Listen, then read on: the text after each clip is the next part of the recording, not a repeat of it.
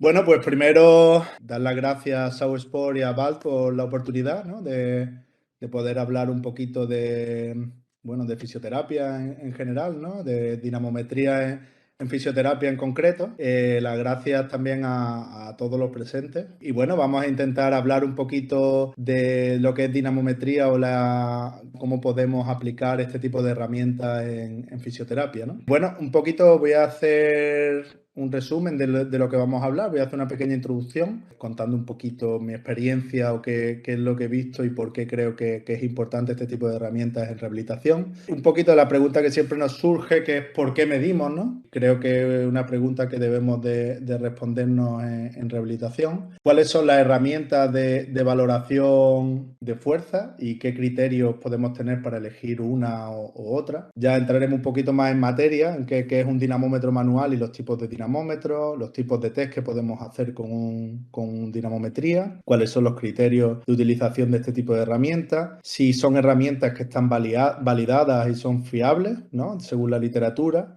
y conceptos básicos que tenemos que conocer, ¿no? de este tipo de herramientas. Hoy es un webinar un poquito de introducción, no voy a indagar mucho en datos, ni voy a meterme muy en profundidad en conceptos más complejos, sino voy a hacer como una pequeña introducción de lo que es la dinamometría y cómo podemos implementarla o lo importante que puede ser implementarla en nuestros procesos de rehabilitación, ¿no? Aquí quiero un poco hablar de dos cositas antes de un poco para enmarcar la charla, que es qué debemos de cambiar en rehabilitación. Es verdad que yo he trabajado en Francia, en España, en Estados Unidos, en Doha, y bueno, se puede ver que hay como dos escuelas bastante diferenciadas, ¿no? La anglosajona, en UK también sé cómo se trabaja bastante, en Portugal nunca he trabajado, entonces no sé hacia dónde tiráis más, si hacia un lado o hacia otro, pero es verdad que en Francia y en España se tiende mucho más en rehabilitación a lo que es la terapia manual, aunque es una cosa que está cambiando.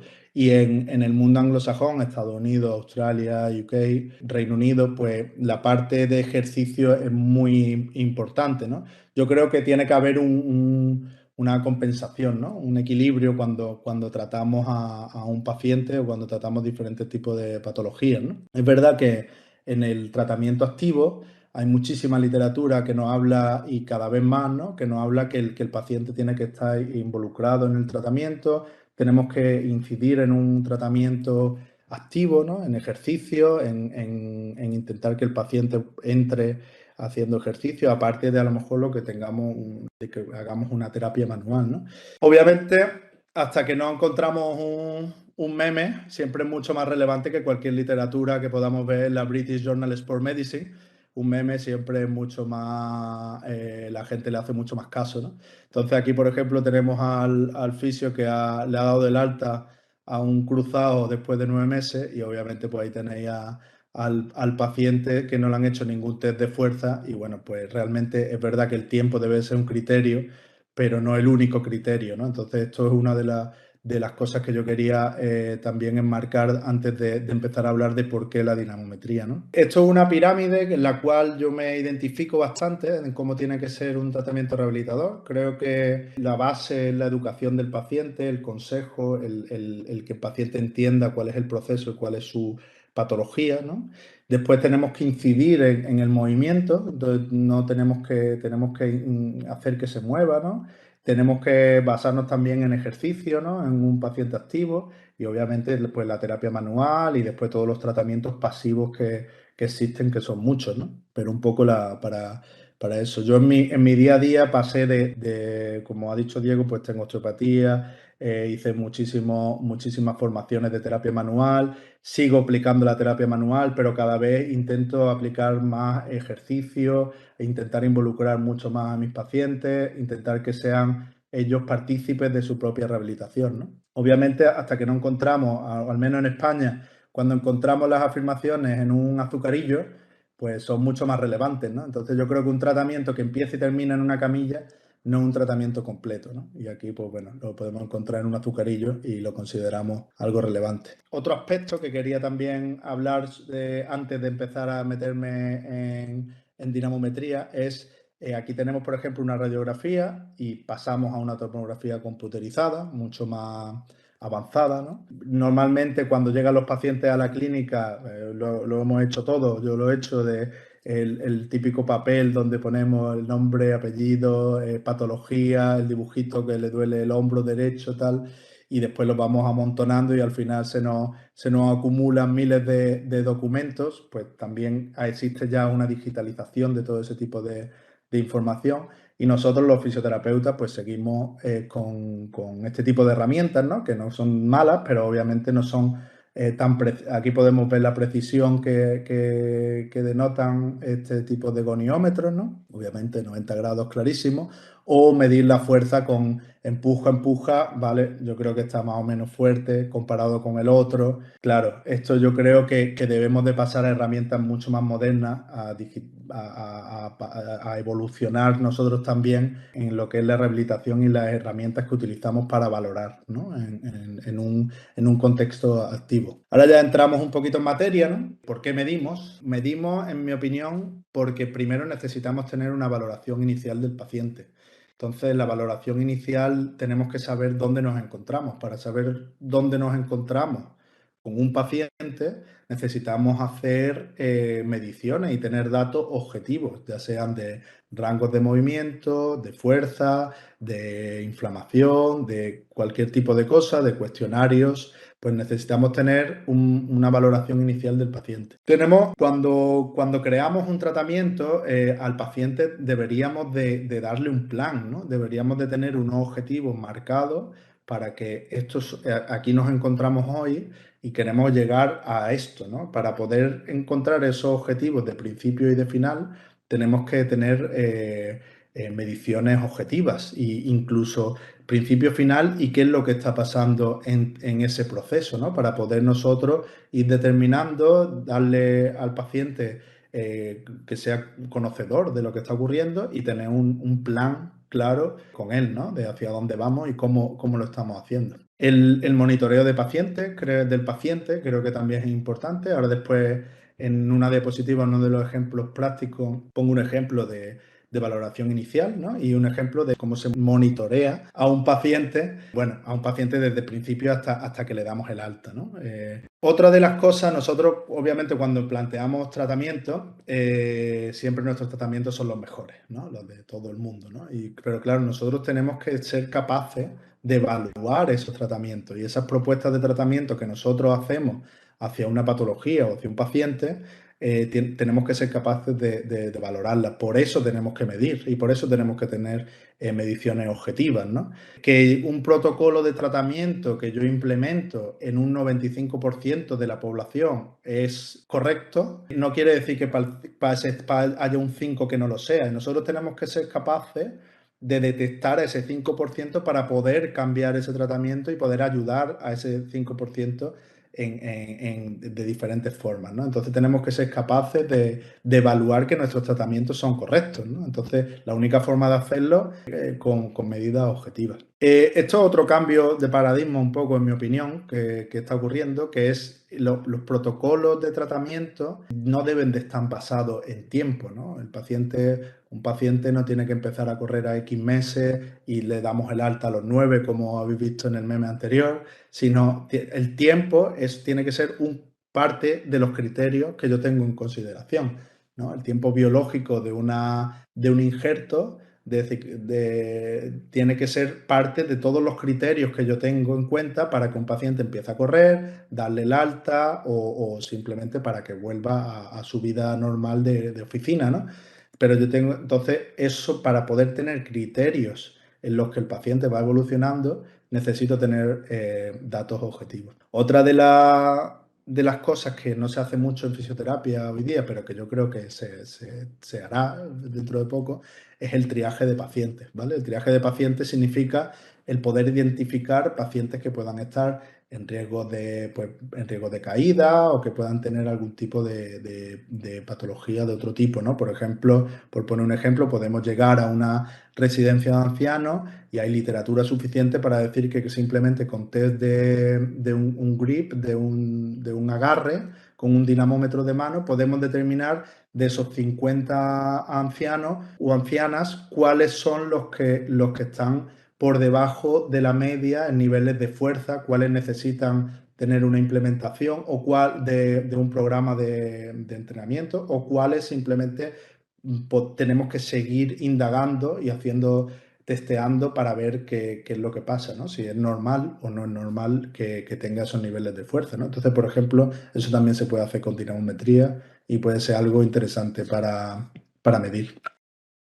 Aquí pongo a Gareth Bale. ¿Por qué es importante conocer la capacidad muscular? Bueno, aquí pongo a Gareth Bale. Como veis, se ha lesionado varias veces de isquio y como veis, se ve que el hombre tiene una buena pierna. Pongo un poquito una definición de fuerza muscular, aunque creo que no es necesario, ¿no? Pero bueno, para que la tengamos. Y muchas veces lo que sí me plantea mucha gente es que cuando hablamos de dinamometría o de este tipo de medidas, parece que solo es para deportistas, ¿no? Porque claro, ellos son los que trabajan con estas herramientas o nosotros los que trabajamos con ellos con estas herramientas. Y un poco, pues bueno, vengo un poco a desmentir ese mito de este tipo de herramientas, porque la fuerza muscular, como sabemos, puede mejorar la calidad de vida, mejora la habilidad en la actividad de la vida diaria, protege las articulaciones de diferentes lesiones, mejora el equilibrio, reduce el riesgo de caída, puede ayudar a mantener la independencia de un anciano. Pero esto no lo digo yo, lo dice la American College of Sport Medicine, o sea, no soy yo y muchísima literatura que nos habla de que la fuerza es simplemente parte de nuestros tratamientos, ¿vale? No es todo tampoco, pero es una cosa que debemos de considerar y que debemos de tener en cuenta, ¿no? Y también no es un ámbito solo y exclusivamente para deportistas, es un ámbito para cualquier tipo de paciente, ¿vale? Cualquier tipo de paciente que sufre una cirugía de hombro, una cirugía de rodilla, de tobillo o un E15, cualquier tipo de patología, nosotros como especialistas musculoesqueléticos debemos de considerar. Pero como siempre la literatura no es tan importante como un meme, ¿no? Entonces aquí vemos un meme de que el 10% del aumento de la fuerza en el cuádriceps puede reducir el riesgo de lesión hasta un 30%, ¿no? Entonces, si aumentamos un 10% de esa fuerza, somos capaces de reducirlo. Entonces, pues, meme siempre es mucho más importante. ¿Cuáles son las herramientas para medir? Hay diferentes herramientas, ¿vale? Aquí tenemos, por ejemplo, un isocinético. Con un isocinético se mide tanto concéntrico, excéntrico, como también podemos medir isometría, ¿vale? Las plataformas de fuerza, como Francisco en el seminario anterior o en el webinar anterior habló y presentó magistralmente las plataformas de fuerza. Plataformas de fuerza también se pueden medir isometría. Se puede medir isometría y se puede comparar isometría con movimientos funcionales, que es muy interesante ese tipo de mediciones, ¿vale? Y hay gente trabajando muy bien con isometría, con plataformas de fuerza, como Alex Natera, por ejemplo, si alguno lo conoce o quiere. Y bueno, los dinamómetros de mano, que es lo que venimos a hablar hoy aquí, pues son dinamómetros que miden, son unas herramientas muy cómodas, muy versátiles, nos sirven para medir isometría. ¿Vale? Con estos dinamómetros, normalmente son dinamómetros que tienen un bajo coste, son muy cómodos para trabajar en clínica, se pueden mover muy fácil, lo puedes llevar donde quieras. Y bueno, ahora profundizaremos un poco más en este tipo de herramientas. Otro tipo de herramientas que existe para medir esa isometría es el force frame, que es simplemente un frame o una máquina que lo que hace es unir 4 dinamómetros en una misma máquina, ¿no? Normalmente, cuando nosotros medimos isometría, por ejemplo, con un dinamómetro de mano, haríamos en un hombro rotación interna, rotación externa y lo mismo en el contralateral, ¿vale? Con el force frame, pues conseguimos que en vez de hacer 4 mediciones, se hace solamente una, porque están los 4 dinamómetros ya colocados para que tú hagas las 4 mediciones, ¿vale? Tanto rotación interna como rotación externa. Y como veremos posteriormente, normalmente tú comparas los rotadores internos o rotadores externos de un lado y de otro, y después agonista-antagonista del mismo lado, ¿vale? Pues con el force frame ya lo tendrías todo en un mismo dispositivo. ¿Cuál elegiríamos? ¿No? ¿Cuáles son los criterios de elección? ¿Por qué debemos de optar por una máquina o por otra? ¿No? Pues depende de para qué queremos las mediciones, ¿no? Si queremos publicar una investigación en una revista de relevancia, si simplemente queremos medir para nuestros pacientes para poder monitorizarlo. Depende también de si trabajamos en una clínica que vemos 15 pacientes al día y no tenemos tiempo para gastar. Depende del espacio que dispongamos en nuestro centro, ¿no? Si es un hospital con mucho espacio o una clínica pequeñita que no tenemos espacio, pues optaremos por uno o por otro. Depende del presupuesto del que dispongamos. Tenemos, por ejemplo, un isocinético que te puede costar, pues no sé, 50.000, 60.000 euros y un dinamómetro de mano que te puede costar 50 euros al mes. Depende un poco de si queremos medir isometría y compararla con movimientos funcionales, como puede hacer una plataforma de fuerza. Depende un poco de todas estas cosas, ¿no? Entonces, el dinamómetro de mano, por ejemplo, pues es una herramienta muy versátil, normalmente tiene un precio muy barato y para clínicas, pues es una herramienta muy recomendable. Y después, incluso para la valoración más diaria, pues es bastante recomendable. El isocinético es como el gold standard, que se llama. Todas las máquinas normalmente se comparan con isocinéticos y ahora después veremos las comparativas que hay de dinamometría con máquinas isocinéticas que le dan bastante validez a las mediciones. ¿Qué tipos de test podemos hacer con dinamometría? ¿Vale? Ahora después hablaré de los tipos de dinamómetros, pero con dinamómetros de empuje hay dos tipos de test que podemos hacer, ¿vale? Que es el Make Technique, que lo que hace es simplemente empuja y mantiene la fuerza que está realizando el sujeto.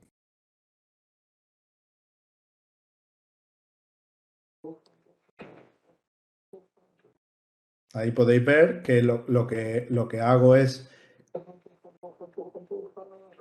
pido que empuje y mantengo ese empuje, ¿no? Ese es el Make Technique. El Break Technique es muy parecida, lo único que al final rompemos la isometría, ¿vale? Y hacemos un pequeño ejercicio excéntrico.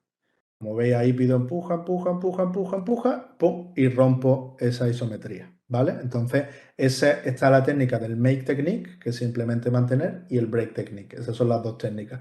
Y después para los dinamómetros de tensión, que son estos de aquí, podemos ver perfectamente, simplemente lo podemos enganchar a una espaldera, a una pared, por ejemplo, como han hecho estos chicos, han puesto diferentes ganchos a diferentes alturas en la pared para poder engancharlo y que sea más o menos siempre las mismas mediciones, ¿no? Tipos de dinamómetros que podemos encontrar en el mercado. Tenemos dinamómetros de empuje, ¿vale? Simplemente el sujeto empuja el dinamómetro, ¿vale? Este es un dinamómetro bastante antiguo, pero es de los primeros dinamómetros. Dinamómetro de tensión, simplemente dos ganchos y producimos tensión. Hay dinamómetros, yo en Aspetar trabajaba con, este era uno teníamos un montón y este era uno de ellos que teníamos, pero este combinaba los dos, ¿no? Combinaba dinamómetro de empuje y dinamómetro de tensión.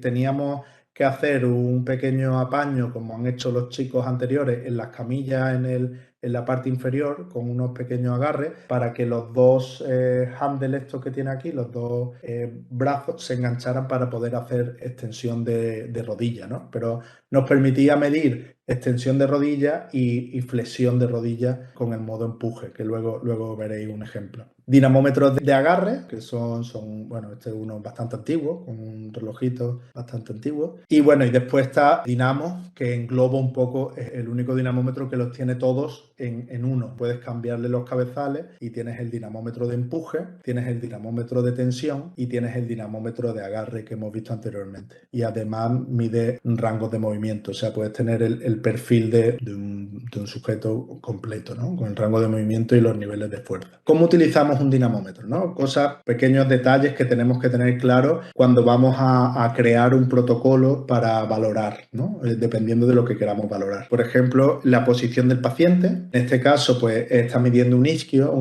la cadena posterior, y pues el paciente está en prono, con rodillas en 90 grados, y bueno, pues hay que tener en cuenta eso, ¿no? Posición del dinamómetro, siempre intentar que sea la más perpendicular posible.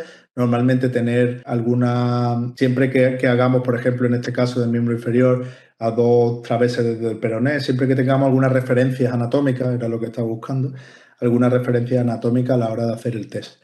La posición del examinador, siempre que si es en el modo empuje, obviamente va a haber un examinador, siempre que tengamos una ventaja mecánica En este caso, por ejemplo, tengo una ventaja mecánica aquí para una flexión de cadera y aquí para una rotación externa, ¿vale? Si ponemos el modo tensión o el modo gancho, pues no sería necesario este criterio. Y otros detalles, pues informar al paciente del procedimiento, cuáles son los riesgos. Normalmente se testa el lado sano y después el lado afecto. El tiempo es importante, yo normalmente lo hago, mantengo 5 segundos. Empuja, empuja, empuja, empuja, intento que sean 5 segundos. Y bueno, instrucciones verbales y visuales también son importantes. Aquí vais a ver un ejemplo. And 3, 2, 1. Push, mate. Kick, kick, kick. Push, push. And relax. Beautiful. All right, let's...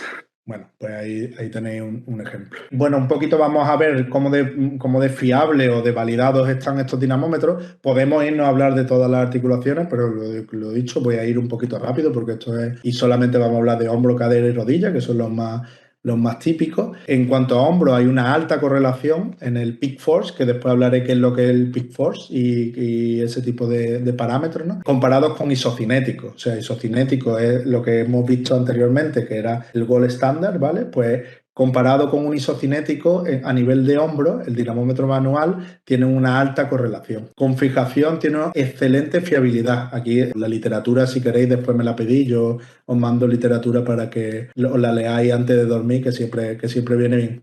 Medida de valoración interna y rotación externa, tiene una excelente fiabilidad. Y sin fijación tiene una buena a excelente entre evaluadores, quiere decir diferentes evaluadores valorando al mismo paciente, es buena, excelente, y intraevaluadores, quiere decir el mismo fisio, la misma persona que testea, testeando diferentes días, ¿vale? Entonces tiene de buena a excelente el hombro, o sea que es bastante fiable. Cadera, bueno, moderada correlación en rotación interna, rotación externa, flexión, tal, y una alta correlación en abducción y extensión. Con fijación es alta, excelente fiabilidad intraevaluadores entre ABD, ADD, flexión, extensión, en peak force y rate for development. Estos dos conceptos voy a hablar ahora después qué es lo que son, ¿vale? En principio, para gente que no ha trabajado peak force, es el inicio de la dinamometría. Y sin fijación tiene buenas, excelentes intraevaluadores y interevaluadores, ¿vale? En extensión, abducción,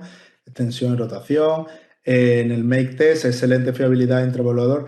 Realmente en cadera, en pacientes de groin, que se llama, ¿no? Todo lo que es el pubis, se usa muchísimo los dinamómetros manuales. No sé si alguien en la sala ha trabajado con ese tipo de pacientes, se usa muchísimo. Rodilla tiene una alta correlación en peak torque y race for development a 250 milisegundos comparado con un isocinético y una alta para flexión en peak force, ¿vale? Y una excelente intraevaluador en extensión para peak force, también en rodilla, ¿vale? En rodilla yo la verdad que lo uso bastante para valorar tanto extensión, cuádriceps como cadena posterior. Aquí, por ejemplo, vemos de un dinamómetro de empuje. Cuando son dinamómetros de empuje de este tipo, para poder valorar extensión de rodilla, lo que se hace, se pone una cincha y se pone el dinamómetro, la rodilla está aquí, o la tibia, se pone el dinamómetro y se le pone una cincha. Tener cuidado porque a veces pues pasan estas cosas, ¿vale? Porque estos dinamómetros no están hechos para soportar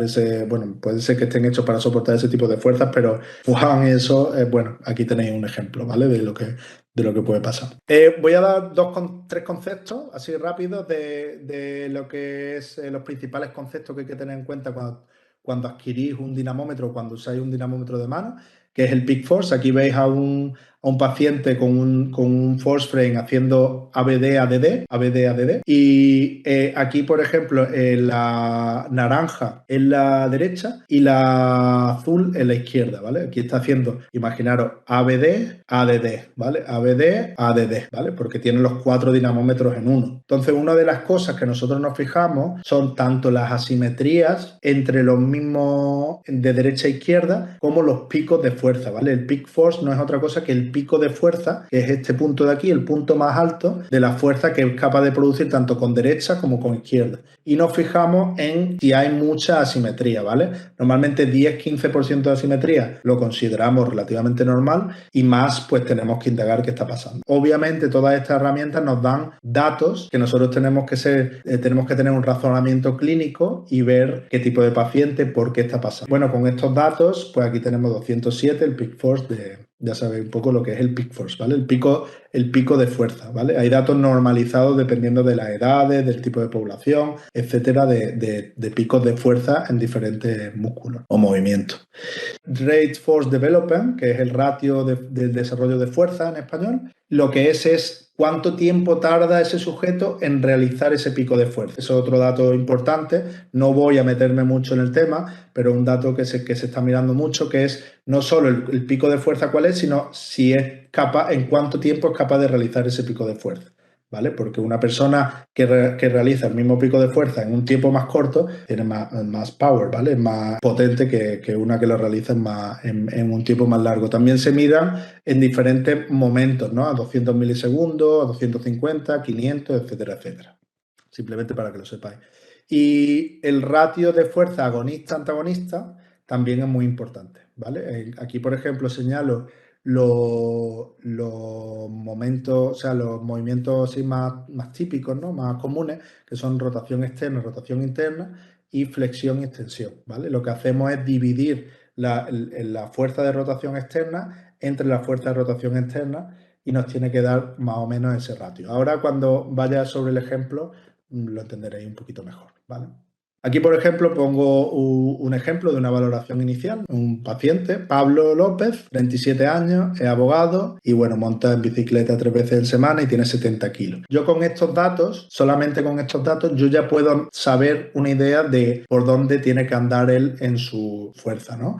Yo sé que el pico de fuerza normalmente de la rotación externa de hombro, porque es un paciente de miembro superior, tiene que rondarme el 20% de su peso, estamos hablando de 14 kilos. La simetría de derecha a izquierda tiene que andar entre el 10 y el 15%, y el ratio de hombro que hemos visto anteriormente estaba entre el 0,65 y 0,85, ¿vale? Aunque parezcan muchos números, vaya a ver que no es tan complicado. Ahora aquí le acabo de hacer test rotación interna, rotación externa y lo mismo en el lado contrario. Y esto es lo que me sale en la pantalla. Yo puedo ver que en la derecha, si nos fijamos en derecha, rotación externa tengo 135 newton y rotación interna 149. Divido y me sale que en la derecha es 0,90. Estoy más o menos en un buen ratio, ¿vale? Un poquito por encima, pero bueno, es derecho, su mano dominante. El miembro superior también, estos son datos normalmente normalizados. Lo que digo, tenemos que indagar un poco más. Y en la izquierda nos da 0,80. El ratio es correcto, ¿vale?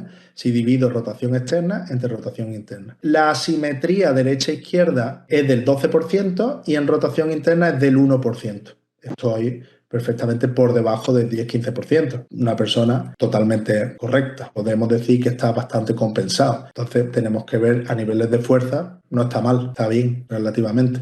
Siempre, lo que digo, tiene que haber un razonamiento clínico detrás, ¿vale? Esto es un ejemplo práctico de monitorización. Esto es un paciente, Marcos Naranjo, 53 años, policía, y tuvo una cirugía de Lemer, que es una laterotenodesis. Realmente es una fijación externa en la rodilla que se pone en sustitución. A veces se hace, en vez de hacer una ligamentoplastia, pues se hace, y a veces se agrega a la ligamentoplastia. Bueno, os pongo un poquito el test que nosotros hacíamos para hacer una monitorización de él, para que lo veáis. ¿Estamos listos? Venga, empuja. Relaja, muy bien. Venga, otra. 1, 2 y 3. Empuja. Relaja. Lo tenía motivado al máximo. Estaba ya, era su último día o de sus últimos días de tratamiento ya para darle el alta, ¿vale? Esto es, digamos, su monitorización en la fuerza adecuada de extensión de rodillas que fuimos haciendo creo que hacíamos cada 4 semanas, 3 o 4 semanas. Íbamos haciéndole un monitoreo, ¿vale? Entonces, esto fue el primer día, después fuimos progresando, ¿vale? Aquí Es verdad que redujo un poco su fuerza en el cuádriceps en la afecta, pero es que aquí en esta época empezamos ya con la carrera, salto, ese día vino con un poquito de inflamación en la rodilla, con dolor y obviamente pues otro de los datos que me daban pues era que sus niveles de fuerza eran más bajos que los habituales.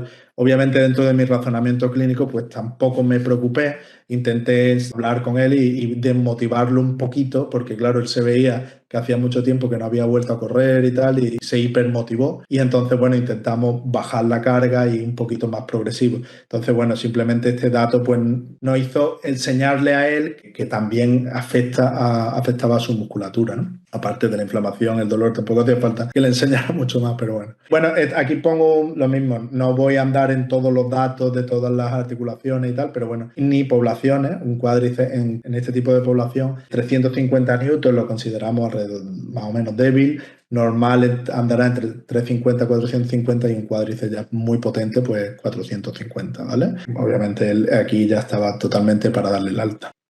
Otro caso práctico diferente, que es lo que hablábamos al principio del triaje, ¿no? De cómo podemos hacer tipos de identificar riesgo o personas en riesgo, ¿no? Puede ser, aquí tenemos un paper que nos habla de las mediciones de hand grip, del dinamómetro de presión, para identificación de sarcopenia y osteoporosis, ¿no? En este lo dice la European Working Group of Sarcopenia in Older People, o sea, no lo digo yo, lo dice un grupo de expertos en sarcopenia que hacen análisis y investigaciones de este tipo y lo que dicen es que si un hombre está por debajo de 30 kilos y una mujer por debajo de 20, puede estar en riesgo de sarcopenia. No quiere decir quiere decir que tenemos que seguir investigando qué está pasando. Podemos directamente derivarla al médico para que le eche, para que le haga un seguimiento o seguir indagando. Hay otra literatura que nos habla de extensión de rodilla, ¿vale? Niveles de fuerza en extensión de rodilla. Entonces, bueno, simplemente si tenemos un grupo de pacientes adultos o pacientes que puedan estar en riesgo de osteoporosis o sarcopenia,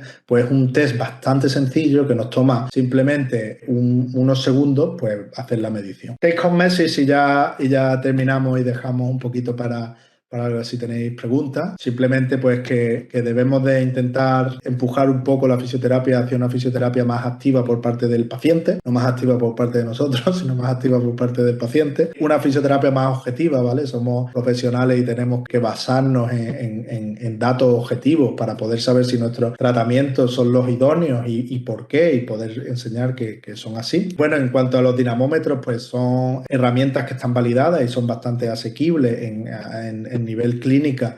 Debería de ser una herramienta que estuviera en todas las clínicas por este tipo de cosas que hemos estado hablando hoy y no es solo una herramienta para utilizar en población de deportistas de élite, es una herramienta que puede ser utilizada en cualquier tipo de población, una herramienta que yo creo que deberíamos de implementar y deberíamos de valorar mucho más en fisioterapia, qué es lo que hacemos, cómo lo hacemos y por qué lo hacemos, ¿vale? Y bueno, muito obrigado.